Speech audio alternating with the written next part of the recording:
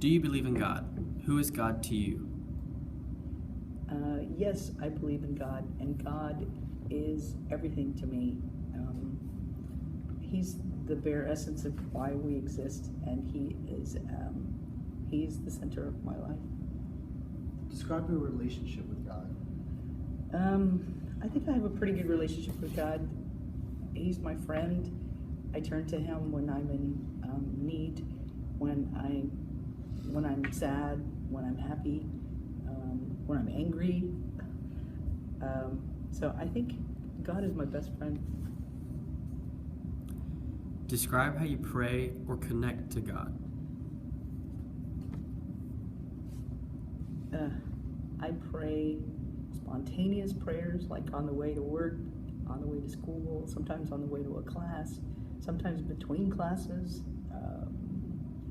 So I guess I have formal prayers that I do at night and formal prayers that I do in the morning, but then I also do spontaneous prayers throughout the day, depending on what kind of day it is or what kind of stress is on my life. So that's my prayer life. So what kind of prayers do you pray? Prayers? Just the routine prayers. Sometimes it's the Hail Mary, sometimes it's the Our Father, and then sometimes it's just a scripture. I'll take a scripture and I'll just meditate on it, and or maybe just a little proverb or something just to pray over. When have you ever felt closest to God? Have you ever had a profound religious experience, like a moment of conversion or reawakening? I've had actually moments of reawakening, and because I've had the wonderful experience of 8-day silent retreats as I've been teaching here at Jesuit.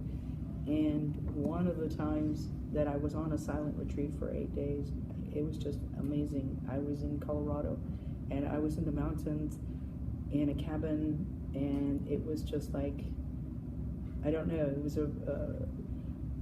just reconnecting with God after a long school year and 5 years of sort of a drought period, because I always make it a thing to go and make an 8-day retreat every 5 years, and it had been 5 years exactly, and it just it was an amazing thing. I could hear God talking to me through all kinds of things, through the wind, through the little animals that I was in contact with.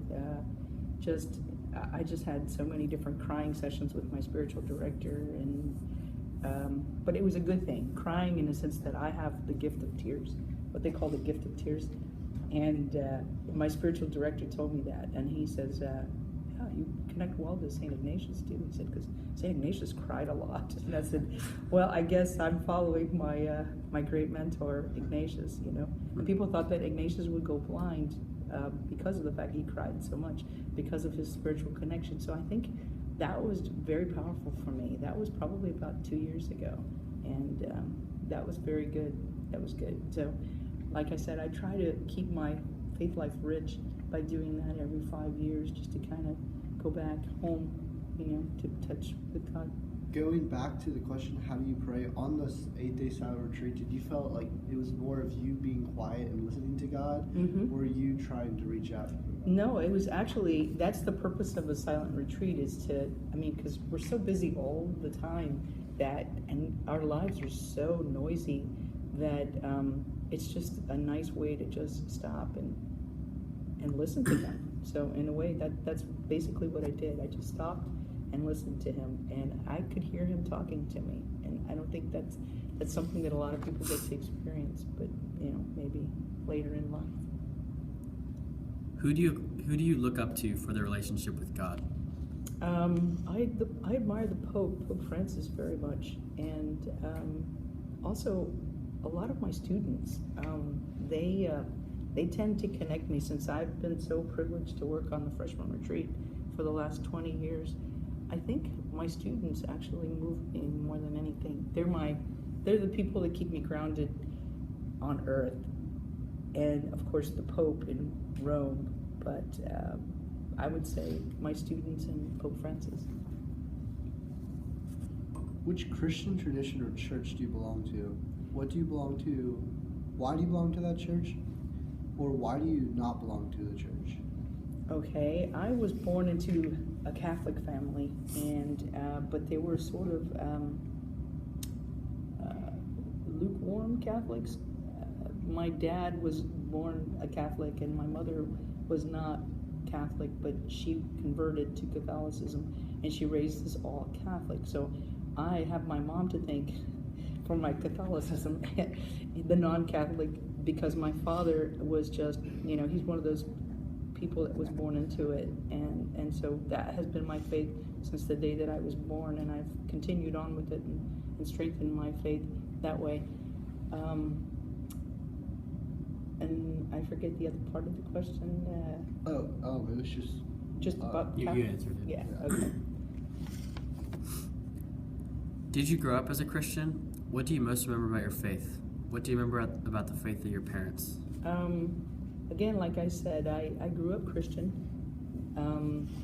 My parents took us to church all the time, but my father wasn't. He was the Catholic, and I don't think that he really, I guess he felt like it was the woman's job to take care of the, faith life. So my mother was the one that geared us towards studying the catechism and doing all kinds of things. And so but my father was strong in faith, and he prayed the rosary, because I remember my father prayed the rosary and saying his night prayers, but he was very modest about his faith life, whereas my mother was very open about it. And we did the traditional, Christian holidays, Christmas, Easter, and we prayed before meals, and my mother taught us how to pray. And so, I have good memories. What impact has your membership of the church had on you? What impact has my membership of the church had on me? I don't know, but I feel like I have to represent what I believe, and I do that even when I vote or when I make decisions, whether it be political or whether it's in the classroom. Sometimes I tell my students all the time, I don't know whether they believe me or not, but I do pray at the end of every semester. After I average out grades, I always pray about them first before I push that button and send all the grades to finalize and to the registrar. But I think my faith has a lot to do with it, and I think my Catholic upbringing has a lot to do with it, because I second guess myself a lot, using my faith as a boundary, or as a reason. What do you think are your most important obligations as a member of the church? How have you been active in your church? How have I been active? Well, I haven't been very active in my parish. I belong to St. Teresa's in Memorial Park, but I've always been so busy. I'm very busy here that I try to get involved as much as I possibly can here. So I would say helping my students develop a good faith life through maybe freshman retreat, helping the group leaders become strong leaders and mentors to the freshmen, and probably seeing that through for the last 20 years, I think. Why did you choose to teach at Straight Jesuit? What impact has the faith community had on your life? How have you found God at Straight Jesuit?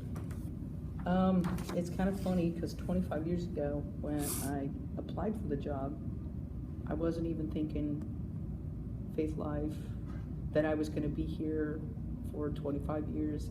It was just a little stepping stone, because I was going to teach at the university level and continue my studies and possibly get a PhD, but I fell in love with the place and I loved it so much that I just decided to stay and teach, and got involved in retreats, and it's kind of like the school started to form me, and it developed my faith life, because like I said, my faith life was there, but it wasn't as strong as it is now.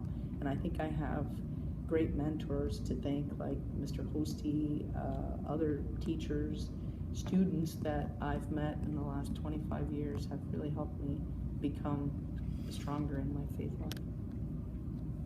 And so I think I'm truly blessed to be here. that's all we have.